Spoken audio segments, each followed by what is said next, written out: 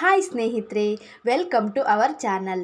ವರಮಹಾಲಕ್ಷ್ಮಿ ಹಬ್ಬ ಬಂದಾಗ ಎಲ್ಲ ಹೆಣ್ಮಕ್ಳಿಗೂ ಹಬ್ಬ ಆಚರಿಸಬೇಕಂತ ಆಸೆ ಇದ್ದೇ ಇರುತ್ತೆ ಅಲ್ವಾ. ಆದರೆ ಎಲ್ಲರೂ ಒಂದೇ ತರಹ ಹಬ್ಬವನ್ನು ಆಚರಿಸಲ್ಲ. ಕೆಲವೊಬ್ಬರು ವಿಜೃಂಭಣೆಯಿಂದ ಆಚರಿಸ್ತಾರೆ, ಇನ್ನು ಕೆಲವೊಬ್ಬರು ಸಿಂಪಲ್ ಆಗಿ ಕೂಡ ಆಚರಿಸ್ತಾರೆ.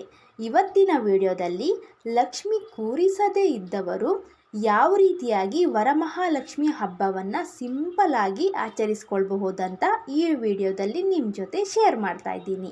ಮೊದಲಿಗೆ ನಮ್ಮ ಚಾನಲ್ಗೆ ಹೊಸಬರಾಗಿದ್ದರೆ ಪ್ಲೀಸ್ ನಮ್ಮ ಚಾನಲನ್ನು ಸಬ್ಸ್ಕ್ರೈಬ್ ಮಾಡ್ಕೊಳ್ಳಿ.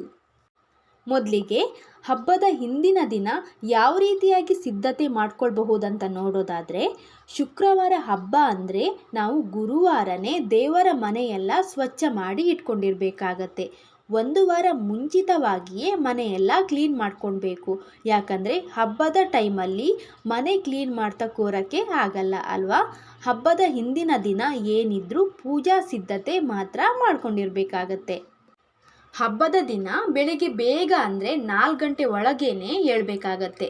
ಯಾಕಂದರೆ ಬೇಗ ಎದ್ದರೆ ಬ್ರಾಹ್ಮಿ ಮುಹೂರ್ತದೊಳಗಡೆನೆ ಪೂಜೆಯನ್ನು ಮಾಡ್ಕೊಳ್ಬಹುದು. ತಡವಾಗಿ ಎದ್ದರೆ ಪೂಜಾ ಸಿದ್ಧತೆ ಮಾಡಿಕೊಳ್ಳುವಷ್ಟರಲ್ಲೇ ಬ್ರಾಹ್ಮಿ ಮುಹೂರ್ತನೇ ಮುಗಿದು ಬಿಡುತ್ತೆ.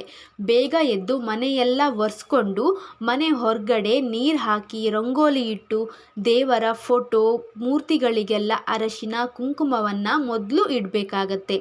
ಹಾಗೆ ದೇವರಿಗೆ ಹೂವನ್ನು ಇಡಲೇಬೇಕಾಗತ್ತೆ. ಆನಂತರ ಹೊಸ್ತಿಲ ಪೂಜೆಯನ್ನು ಮೊದಲು ಮಾಡಿ ಆಮೇಲೆ ದೇವರ ಪೂಜೆಯನ್ನು ಶುರು ಮಾಡಬೇಕು. ಪೂಜೆ ಶುರು ಮಾಡೋ ಮೊದಲು ನಾವು ದೀಪವನ್ನು ಹಚ್ಕೊಳ್ಬೇಕು. ದೀಪ ಹಚ್ಚುವಾಗ ಶುಭಂ ಕರೋತಿ ಕಲ್ಯಾಣಂ ಆರೋಗ್ಯಂ ಧನ ಸಂಪತಃ ಶತ್ರುಬುದ್ಧಿ ವಿನಾಶಾಯ ದೀಪಂ ಜ್ಯೋತಿರ್ನಮೋಸ್ತುತೆ ಅಂತ ಹೇಳ್ತಾ ನಾವು ಮೊದಲು ದೀಪದ ಪೂಜೆಯನ್ನು ಮಾಡಿಕೊಳ್ಬೇಕು. ದೀಪ ಹಚ್ಚಿನೇ ಕಳಶವನ್ನು ಇಡಬೇಕು. ನಾನು ಮುಂದಿನ ವಿಡಿಯೋದಲ್ಲಿ ಕಳಶವನ್ನು ಯಾವ ರೀತಿ ಸ್ಥಾಪನೆ ಮಾಡಬೇಕು ಅಂತ ಸಪ್ರೇಟಾಗಿ ಒಂದು ವಿಡಿಯೋನೇ ಮಾಡ್ತೀನಿ. ಕಳಶ ಸ್ಥಾಪನೆ ಮಾಡುವಾಗ ನೀವು ಯಾವ ರೀತಿ ಕಳಶ ಸ್ಥಾಪನೆ ಮಾಡ್ತೀರೋ ಅದೇ ರೀತಿಯಾಗಿ ಮಾಡಿ. ಕೆಲವರು ಕಾಯಿ ಇಟ್ಟು ಕಳಶವನ್ನು ಸ್ಥಾಪನೆ ಮಾಡ್ತಾರೆ, ಇನ್ನು ಕೆಲವರು ಕಾಯಿ ಇಡ್ದೇನೆ ಖಾಲಿ ವೀಳ್ಯದಲ್ಲೇ ಇಟ್ಟು ಕಳಶವನ್ನು ಸ್ಥಾಪನೆ ಮಾಡ್ತಾರೆ. ನೀವು ಬೇಕಿದ್ರೆ ವರಮಹಾಲಕ್ಷ್ಮಿ ದಿನ ಕಾಯಿ ಇಟ್ಟು ಕೂಡ ಪೂಜೆ ಮಾಡಿ. ಆ ಒಂದು ದಿನ ಕಾಯಿ ಇಟ್ಟರೆ ತುಂಬ ಒಳ್ಳೆಯದು. ಕಳಶ ಸ್ಥಾಪನೆ ಮಾಡಿ ಏನಾದರೂ ನಿಮ್ಮ ಮನೆಯಲ್ಲಿ ದೇವರ ವಿಗ್ರಹಗಳಿದ್ದರೆ ವಿಗ್ರಹಕ್ಕೆ ಪಂಚಾಮೃತಾಭಿಷೇಕವನ್ನು ಮಾಡಲೇಬೇಕಾಗತ್ತೆ. ಪಂಚಾಮೃತಾಭಿಷೇಕ ಮಾಡಿ ವಿಗ್ರಹಕ್ಕೆ ಅರಶಿನ ಕುಂಕುಮವನ್ನು ಹಚ್ಚಿ ಹೂವಿನಿಂದ ಅಲಂಕಾರ ಮಾಡಿ ವಿಗ್ರಹವನ್ನು ಕೂರಿಸಬೇಕಾಗತ್ತೆ. ವರಮಹಾಲಕ್ಷ್ಮಿ ದಿನ ಲಕ್ಷ್ಮಿ ವಿಗ್ರಹಕ್ಕೆ ಅಭಿಷೇಕ ಮಾಡಿದರೆ ಒಳ್ಳೆಯದು ಅಂತ ಏನಿಲ್ಲ. ಅನ್ನಪೂರ್ಣೇಶ್ವರಿ ವಿಗ್ರಹಕ್ಕೆ ಅಭಿಷೇಕ ಮಾಡಿದ್ರೂ ಒಳ್ಳೆಯದು. ಯಾಕಂದರೆ ಅನ್ನಪೂರ್ಣೇಶ್ವರಿ ದೇವಿ ಲಕ್ಷ್ಮಿಯ ಸ್ವರೂಪ. ಗಣೇಶನ ವಿಗ್ರಹ ಇದ್ದರೆ ಗಣೇಶನ ವಿಗ್ರಹಕ್ಕೂ ಅಭಿಷೇಕವನ್ನು ಮಾಡಬೇಕು. ವರಮಹಾಲಕ್ಷ್ಮಿ ಅಂತಲ್ಲ, ಯಾವುದೇ ಹಬ್ಬದ ದಿನವಾದರೂ ನಿಮ್ಮ ಮನೆಯಲ್ಲಿ ದೇವರ ವಿಗ್ರಹಗಳಿದ್ದರೆ ವಿಗ್ರಹಕ್ಕೆ ಅಭಿಷೇಕವನ್ನು ಮಾಡಲೇಬೇಕಾಗತ್ತೆ. ಇದಾದಮೇಲೆ ನೀವು ನೈವೇದ್ಯವನ್ನು ಇಡಲೇಬೇಕಾಗತ್ತೆ. ವರಮಹಾಲಕ್ಷ್ಮಿ ದಿನ ಬೆಲ್ಲ ಮತ್ತು ತುಪ್ಪದಿಂದ ಮಾಡಿದ ನೈವೇದ್ಯವನ್ನು ಇಟ್ಟರೆ ತುಂಬ ಒಳ್ಳೆಯದು. ಯಾಕಂದರೆ ಲಕ್ಷ್ಮಿಗೆ ಬೆಲ್ಲ ಮತ್ತು ತುಪ್ಪ ಅಂದರೆ ತುಂಬ ಪ್ರಿಯ. ಮತ್ತು ನೀವು ವರಮಹಾಲಕ್ಷ್ಮಿ ಹಬ್ಬದ ದಿನ ಮಡಿಲಕ್ಕಿಯನ್ನು ಇಡಲೇಬೇಕಾಗತ್ತೆ. ಒಂದು ರೀತಿಯಲ್ಲಿ ಹೇಳೋದಾದರೆ ಮಡಿಲಕ್ಕಿಯನ್ನು ಇಟ್ಟರೆ ವ್ರತ ಕಂಪ್ಲೀಟ್ ಆಗುತ್ತೆ. ಮಡಿಲಕ್ಕಿಯನ್ನು ಯಾವ ರೀತಿ ಇಡಬೇಕು ಅನ್ನೋದನ್ನು ನಾನು ಆಲ್ರೆಡಿ ವಿಡಿಯೋವನ್ನು ಮಾಡಿ ಹಾಕಿದ್ದೀನಿ. ಇಂಟ್ರೆಸ್ಟ್ ಇರುವವರು ನೋಡಿ. ಇವಿಷ್ಟಾದಮೇಲೆ ಪೂಜೆಯನ್ನು ಸ್ಟಾರ್ಟ್ ಮಾಡಬೇಕಾಗತ್ತೆ. ಪೂಜೆ ಶುರು ಮಾಡುವಾಗ ನಾವು ಮೊದಲಿಗೆ ವಿಘ್ನ ವಿನಾಶಕನಿಗೆ ಪೂಜೆಯನ್ನು ಮಾಡಬೇಕಾಗತ್ತೆ. ಗಂಧದ ಕಡ್ಡಿ ಅದರ ಜೊತೆಗೆ ಒಂದು ಹೂವನ್ನು ಹಿಡ್ಕೊಂಡು ಪೂಜೆಯನ್ನು ಸ್ಟಾರ್ಟ್ ಮಾಡಬೇಕು. ಎಲ್ಲ ದೇವರಿಗೂ ಗಂಧದ ಕಡ್ಡಿಯಿಂದ ಪೂಜೆಯನ್ನು ಮಾಡಬೇಕು. ಅನಂತರ ನಾವು ದೇವರಿಗೆ ಧೂಪವನ್ನು ಬೆಳಗಬೇಕಾಗತ್ತೆ.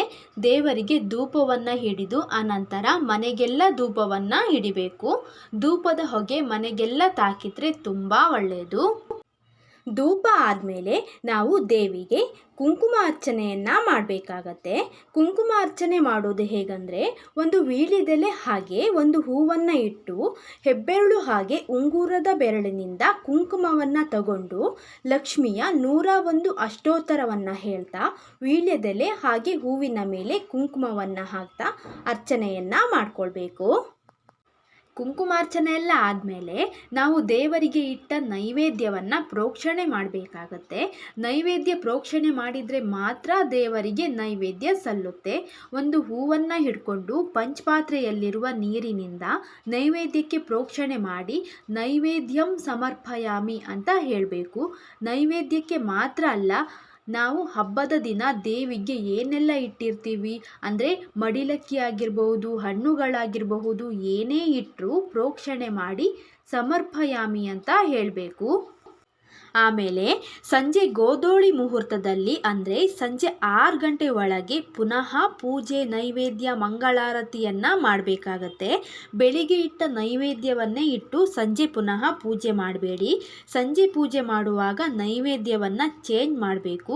ಪೂಜೆ ಎಲ್ಲ ಆದಮೇಲೆ ಮುತ್ತೈದೆಯರನ್ನು ಕರೆದು ನಿಮ್ಮ ಶಕ್ತಿಗನುಸಾರವಾಗಿ ತಾಂಬೂಲವನ್ನು ಕೊಡಬೇಕು.